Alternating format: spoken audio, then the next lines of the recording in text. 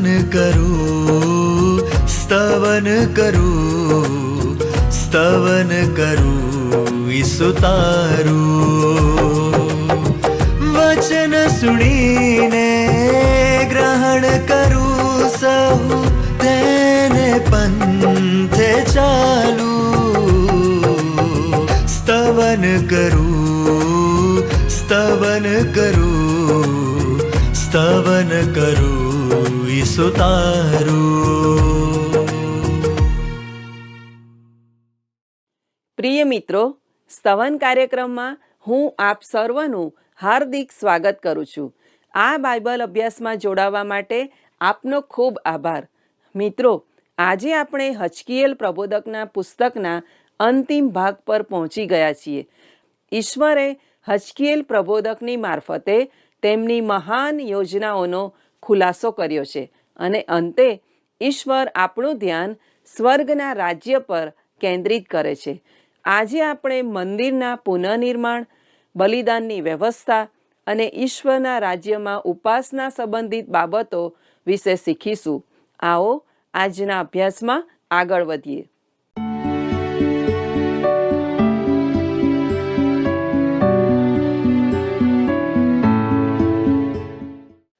પ્રિય દર્શક મિત્રો, આજના અભ્યાસમાં આપને મળતા મને ખૂબ જ આનંદ થાય છે. આજે આપણે હજકીએલના અંતિમ 8 અધ્યાયોનો અભ્યાસ પૂરો કરીને હજકીએલના પુસ્તકનો અભ્યાસ પણ પૂર્ણ કરીશું.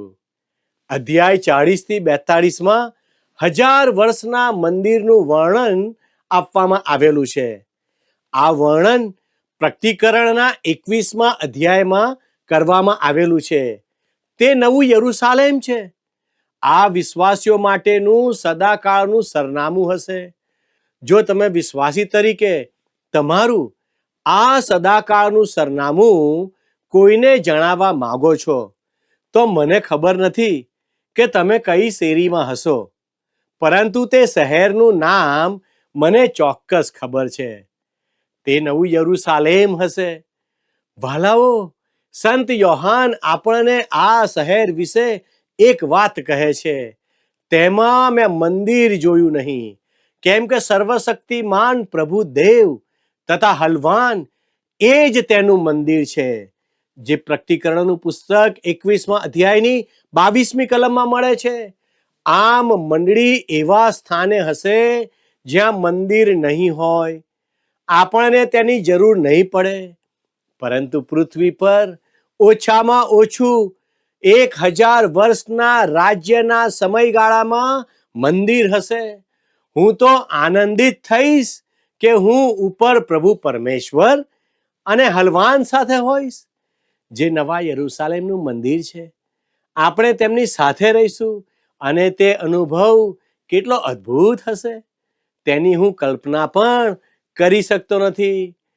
આપણને હજકીએલના પુસ્તકમાં એક પ્રકારની પ્રગતિ અને વિકાસ જોવા મળે છે.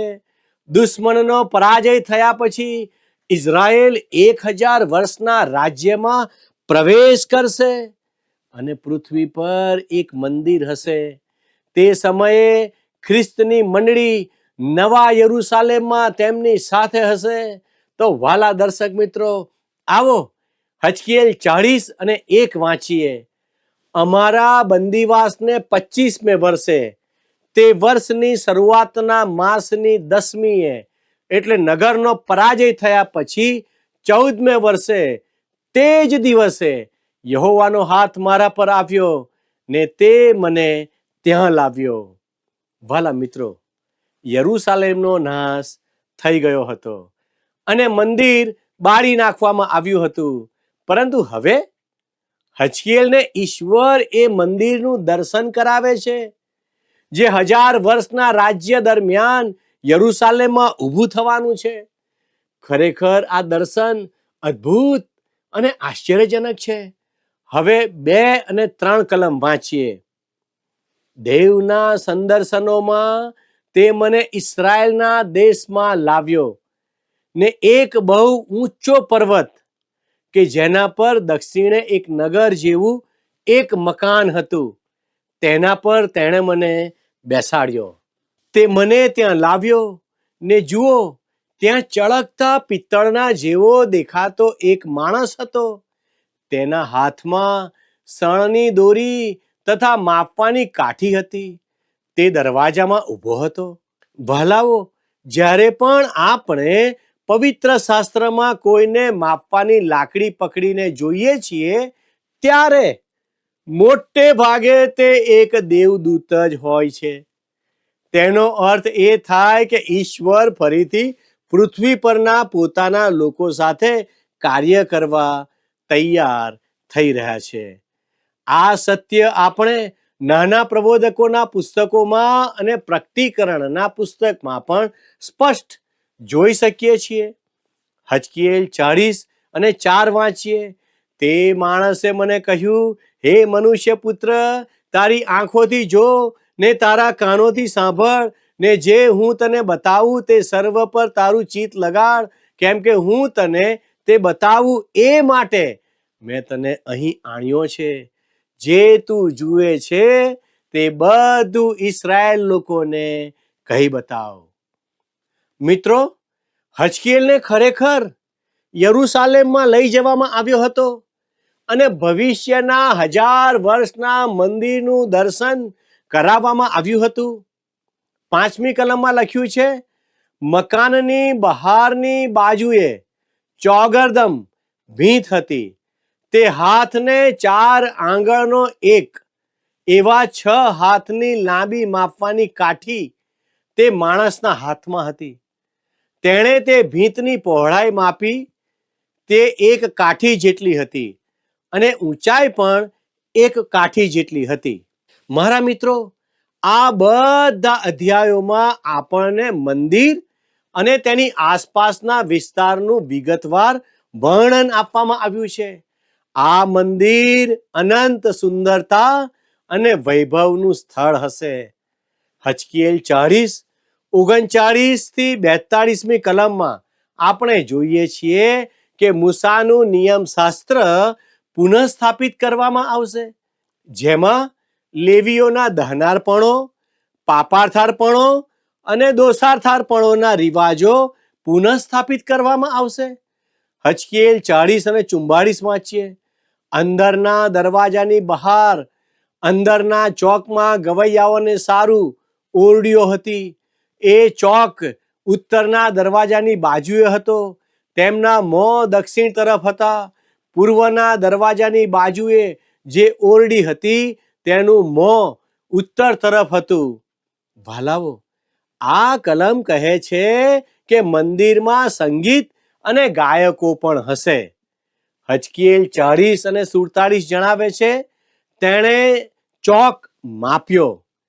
તે 100 હાથ લાંબો ને 100 હાથ પહોળો હતો, એટલે તે સમચોરસ હતો, અને વેદી મંદિરને મોખરે હતી. ભલા મિત્રો, 1000 વર્ષના મંદિરમાં બલિદાન માટે એક વેદી ચોક્કસ હશે. પ્રભુ ઈસુના સમયના શહેરનું વિશાળ મોડેલ બનાવવામાં આવ્યું છે, પરંતુ તેમાં મંદિરની વેદી દર્શાવવામાં આવી નથી. તેને દૂર કરી દેવામાં આવી છે, કારણ કે રૂઢિચુસ્ત યહૂદીઓ વેદી વિશે દ્વિધામાં છે, જ્યારે ઉદાર યહૂદીઓ તેને સંપૂર્ણપણે નકારી કાઢે છે. છતાંય પવિત્ર શાસ્ત્ર આપણને સ્પષ્ટ કહે છે કે 1000 વર્ષના મંદિરમાં આ વેદી અવશ્ય હશે. વાલા દર્શક મિત્રો, અધ્યાય 43 થી અધ્યાય 46માં 1000 વર્ષના મંદિરમાં થતી આરાધનાનું વર્ણન છે. સુલેમાન રાજાના મંદિરના અંતિમ દિવસોમાં સકાઈના એટલે મહિમા અથવા ઈશ્વરની હાજરી હતી નહીં, પરંતુ અધ્યાય 43માં આપણે જોઈએ છીએ કે ઈશ્વરનો મહિમા ફરીથી મંદિરમાં પાછો ફરે છે. 1000 વર્ષના મંદિરની આરાધનામાં ઇઝરાયેલ પ્રજા જેની આરાધના કરશે તે હવે માત્ર પ્રતીક રૂપે નહીં, પરંતુ વ્યક્તિગત રીતે હાજર હશે, અને તે બીજું કોઈ નહીં પરંતુ પ્રભુ ઈસુ ખ્રિસ્ત પોતે છે. વાલા દર્શક મિત્રો, હવે આપણે હજકીએલ 43:1 અને 2 કલમ વાંચીએ. પછીથી જે દરવાજાનું મોં પૂર્વ તરફ છે તે દરવાજે તે મને લાવ્યો, અને જુઓ, ઈસરાયેલના દેવનું ગૌરવ પૂર્વને માર્ગેથી આવ્યું. તેની વાણી ઘણા મોજાઓની ગર્જના જેવી હતી, અને પૃથ્વી તેના ગૌરવથી પ્રકાશિત થઈ રહી હતી. મિત્રો, અહીં ઈશ્વરનું ગૌરવ પૂર્વ તરફથી આવે છે અને મંદિરને મહિમાથી ભરપૂર કરે છે. મિત્રો, આ પૂર્વથી આવવું એ પ્રભુ ઈસુ ખ્રિસ્તના પૃથ્વી પરના પુનરાગમનનું દર્શન છે, જ્યાં તેઓ પોતાની સાથે સકાઈના એટલે મહિમા લાવે છે.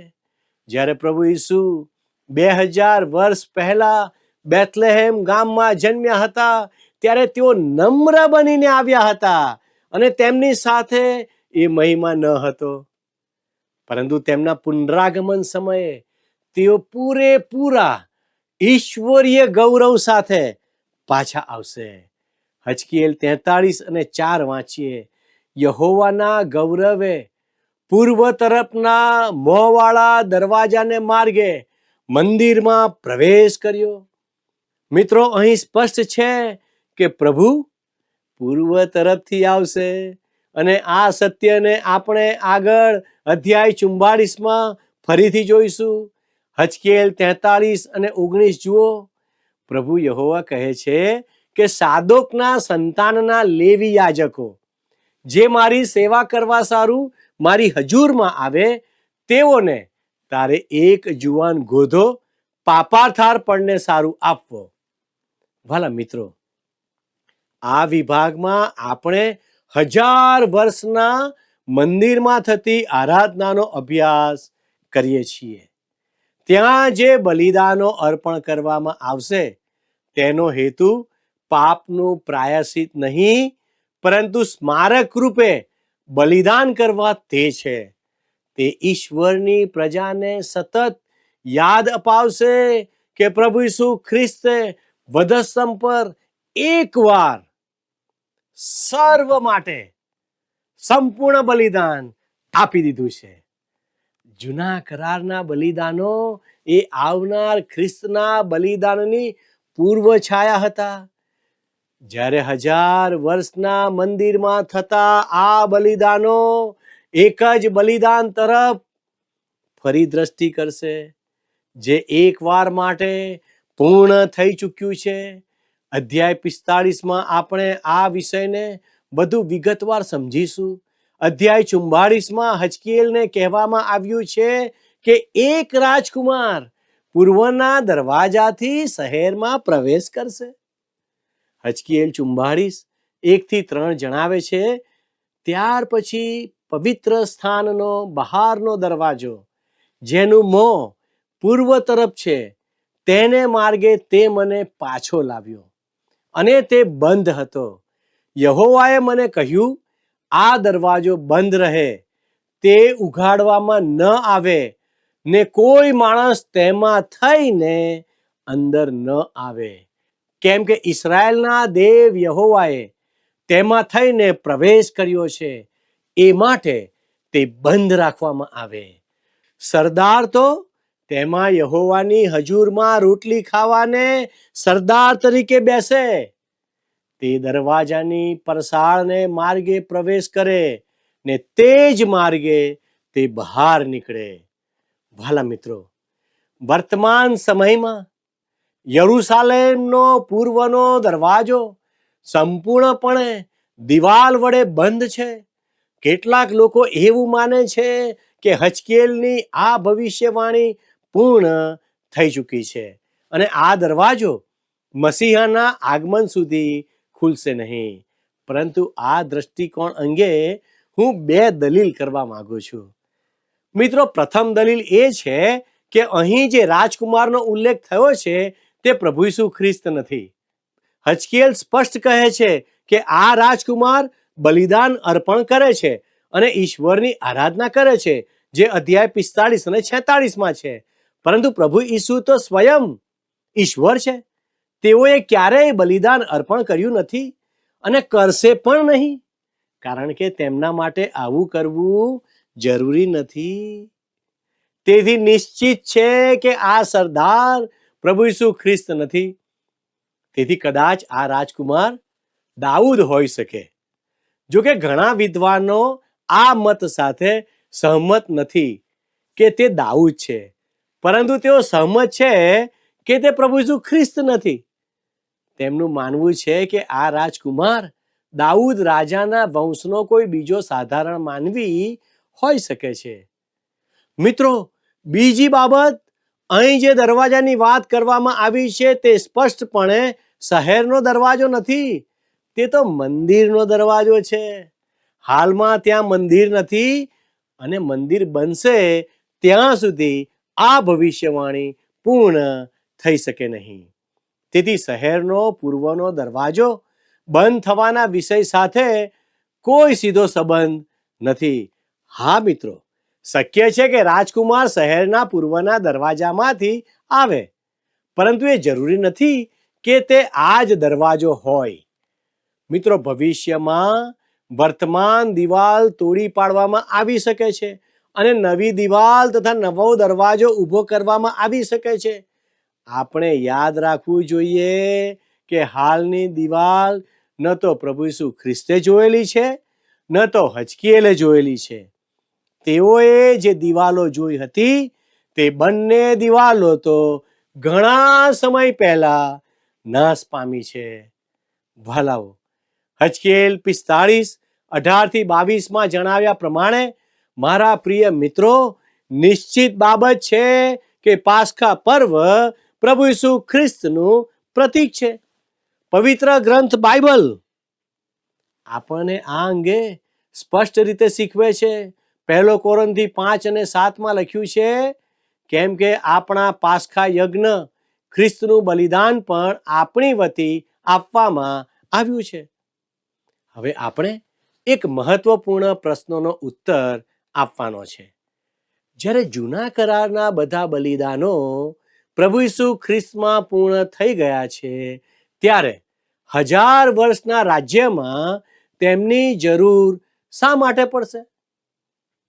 હવે એ બલિદાનો એ જ રીતે રહેશે જેમ આજે આપણે પ્રભુ ભોજન પાળીએ છીએ, જે આપણને પ્રભુ ઈસુના આગમન અને તેના બલિદાન દ્વારા મળેલી મુક્તિની યાદ અપાવે છે.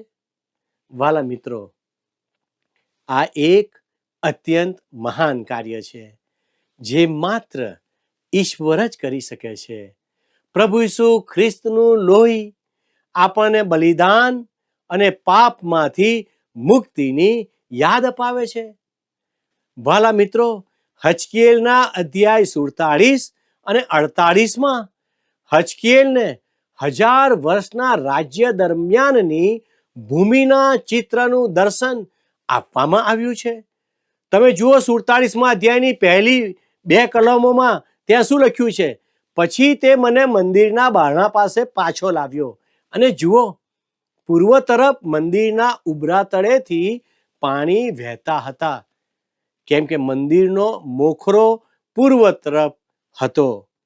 તે પાણી નીચેથી મંદિરની જમણી બાજુએથી વહીને વેદીની દક્ષિણે આવતા હતા. ત્યાર પછી ઉત્તર તરફને દરવાજે થઈને તે મને બહાર લાવ્યો ને બહારને માર્ગે થઈને ચક્કર ખવડાવીને પૂર્વ તરફના મુખવાળા બહારને દરવાજે મને લઈ ગયો. અને જુઓ, જમણી બાજુએ પાણી વહી જતા હતા. મિત્રો, ધ્યાન આપો, પૂર્વ તરફ મંદિરના ઉભરા નીચેથી પાણી વહેતા હતા, એટલે કે તે પાણી વેદીમાંથી વહેતું હતું. તેનો અર્થ એ કે તે વેદીમાંથી સઘળા આશીર્વાદ વહે છે. આપણને મળતો દરેક આશીર્વાદ પ્રભુ ઈસુના મૃત્યુમાંથી આવે છે, જે તેમણે તમારા અને મારા માટે વધસ્તંભ પરથી વહેવડાવ્યો હતો. ભલા મિત્રો, અહીં પાણી પવિત્ર આત્માનું પ્રતીક છે. આ ફકરામાંથી ઘણા બધા આધ્યાત્મિક પાઠ શીખી શકાય છે. હવે ત્રીજી કલમ જુઓ મિત્રો. તે માણસે માપવાની દોરી હાથમાં લઈને પૂર્વ તરફ ચાલીને 1000 હાથનું અંતર માપ્યું. તેણે મને પાણીમાં થઈને ચલાવ્યો. તે પાણી ઘૂંટીસમાં હતા. તે પાણી ઘૂંટીસમાં હતા એટલે જે પવિત્ર આત્મામાં ચાલતા વિશ્વાસીનું પ્રતીક છે. હજકીએલ 47:4 જણાવે છે, તેણે ફરીથી 1000 હાથ માપ્યું ને મને પાણીમાં થઈને ચલાવ્યો. તે પાણી ઘૂંટણ સમા હતા. ફરીથી તેણે 1000 હાથ માપ્યું ને મને પાણીમાં થઈને ચલાવ્યો.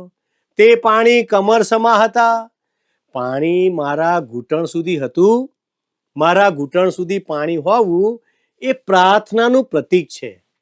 તે પાણી કમર સમા હતા એટલે કે મારે અને તમારે સેવા માટે તૈયાર રહેવું. વિશ્વાસીનું જીવન અને સેવા પ્રભુ ઈસુમાં પ્રાપ્ત થયેલી મુક્તિ પર આધારિત છે.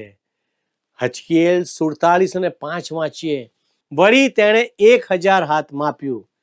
ત્યાં તો તે નદી એવી ઊંડી હતી કે હું તેમાં થઈને જઈ શકું નહીં, કેમ કે પાણી વધીને ડુબામણા થઈ ગયા હતા ને નદી પાર ઉતરાય એવી નહોતી. મિત્રો, આ તો તરવા માટે પાણીની વાત છે. તે પવિત્ર આત્માનું ભરપૂરીપણું દર્શાવે છે. આ તે દિવસ વિશે કહે છે જ્યારે ઈશ્વર પોતાના લોકો પર પોતાનો આત્મા રેડી દેશે. 47મા અધ્યાયની 7મી કલમ જોઈએ. હું પાછો આવ્યો ત્યારે તો જુઓ, નદીને બંને કાંઠે ઘણા જ વૃક્ષો હતા.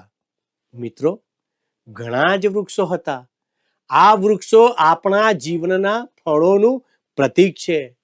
મિત્રો, મેં તમને આ વિધાનનો વ્યવહારિક ઉપયોગ સમજાવ્યો છે, જેને આપણે આપણા જીવનમાં લાગુ કરી શકીએ છીએ.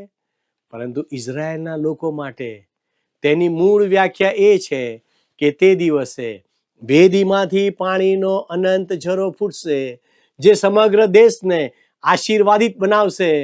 અને મારા મિત્ર, આજના દિવસમાં ઇઝરાયેલ દેશમાં પાણીની અત્યંત તાતી જરૂર છે.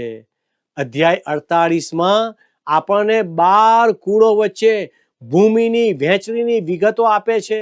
અહીં આપણું ધ્યાન ખાસ કરીને દાનના કુળ તરફ દોરવામાં આવે છે. આવો આપણે પહેલી 2 કલમો વાંચીએ. હવે કુળના નામ નીચે મુજબ છે. ઉત્તર છેડાથી તે હેથલોનના માર્ગની બાજુએ હમાથના નાકા સુધી ને ત્યાંથી દમસ્કની સરહદ ઉપરના હસાર એનાન સુધી ને ઉત્તરે છેક હમાથની પડોશ સુધી. આ પ્રમાણે તેઓની પૂર્વ પશ્ચિમ સરહદ થશે. એ એક ભાગ દાનનો, દાનની સરહદની પડોશમાં પૂર્વ બાજુથી તે પશ્ચિમ બાજુ સુધીનો એક ભાગ આસોરનો છે. પ્રકટીકરણ 7:4-8માં જણાવ્યા મુજબ દાનનું કુળ 1000 વર્ષના રાજ્યમાં હાજર હશે. જો કે મહાવિપત્તિ કાળના સમયમાં મુદ્રાંકિત થયેલાઓમાં આ કુળના લોકોનો સમાવેશ કરવામાં આવ્યો નથી. દાનના કુળના લોકો મહાવિપત્તિ કાળના સમયમાં સેવા આપતા નથી, પરંતુ ઈશ્વરની અનુકંપા તેમને 1000 વર્ષના રાજ્યમાં લઈ જાય છે. આ રીતે આપણે પણ અનુકંપાથી ઉદ્ધાર પામ્યા છીએ, પરંતુ આપણને સેવા દ્વારા પુરસ્કાર પ્રાપ્ત થાય છે. હજકીએલનું પુસ્તક શહેર 1000 વર્ષના મંદિર અને 1000 વર્ષના સમયની ભૂમિના દ્રશ્ય સાથે સમાપ્ત થાય છે. સગડો સાપ હવે દૂર થઈ ગયો છે. કેટલું અદ્ભુત દ્રશ્ય આપણી સમક્ષ છે. આવો 48મા અધ્યાયની 35મી કલમ જોઈએ. તેની ચોતરફનું માપ 18000 કાઠી થાય ને તે દિવસથી તે નગરનું નામ યહોવા સામમાં એટલે યહોવા ત્યાં છે એવું પડશે. મિત્રો, પ્રબોધક હજકીએલ ઊંચા સ્વરે તેના પુસ્તકની સમાપ્તિ કરે છે. યહોવા સામમાં એટલે યહોવા ત્યાં છે. મિત્રો, આ સાથે આપણે પણ હજકીએલના પુસ્તકનો અભ્યાસ પૂરો કરીએ છીએ. આવતીકાલથી નવા પુસ્તકનો અભ્યાસ શરૂ કરીશું. તો મિત્રો, તમે અને તમારા પરિવારજનો આ અભ્યાસમાં જોડાયેલા રહેજો. આપના પ્રતિભાવો અમને જણાવશો. ઈશ્વર આજનો આશીર્વાદ આપ સર્વને આપો. આમેન.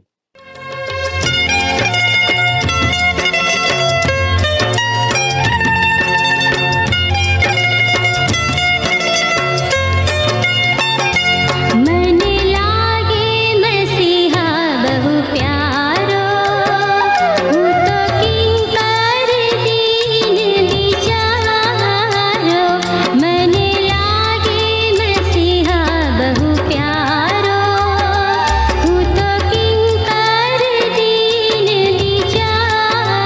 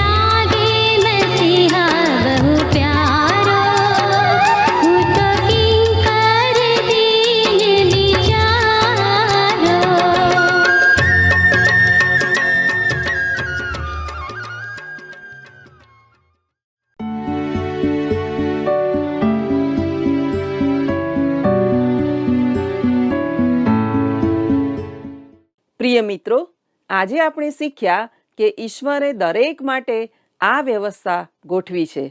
જ્યારે આપણે વિશ્વમાં ઈશ્વરને જાણીએ છીએ અને તેમના સત્યને સમજીએ છીએ, ત્યારે તેમના પ્રેમ અને ઉદ્ધાર માટે આપણે તેમની આરાધના કરીએ છીએ. મિત્રો, તમે કહો કે તમારા માટે ઈશ્વરનો મહિમા અને આરાધના કરવાનું મુખ્ય કારણ શું છે? ભય, આદર કે તેમના દ્વારા કરવામાં આવેલ ઉદ્ધાર? જ્યારે કોઈ વ્યક્તિ પોતાની પાપી સ્થિતિ અને તેના પરિણામોને સમજે છે અને ઈશ્વર પાસેથી પાપની માફી મેળવે છે, ત્યારે તે ઈશ્વરની કૃપા માટે તેમની આરાધના અને મહિમા કરવા લાગે છે. સ્વર્ગમાં આપણા માટે એક જ કાર્ય રહેશે: દરરોજ, દરેક ક્ષણે અને દરેક સમયે ઈશ્વરનો મહિમા કરવો અને તેમની આરાધના કરવી. શું તમે તેમ કરવા તૈયાર છો? આપના પ્રતિભાવો મોકલવા માટે અમારો સંપર્ક નંબર છે 94 29 37 56 10 9429375610. આજના પ્રશ્નનો જવાબ પણ આ નંબર પર અવશ્ય મોકલી આપશો. મિત્રો, અમારો આજનો પ્રશ્ન છે: કોનું કુળ સહસ્ત્રાબ્દી રાજ્યમાં હાજર રહેશે? એ રૂબેન, બી યહૂદા, સી દાન, ડી લેવી. મિત્રો, ગત પ્રશ્નનો જવાબ છે એ 6. આભાર. શું તમને આ કાર્યક્રમ ગમ્યો? અત્યારે જ અમને મિસ કોલ કરો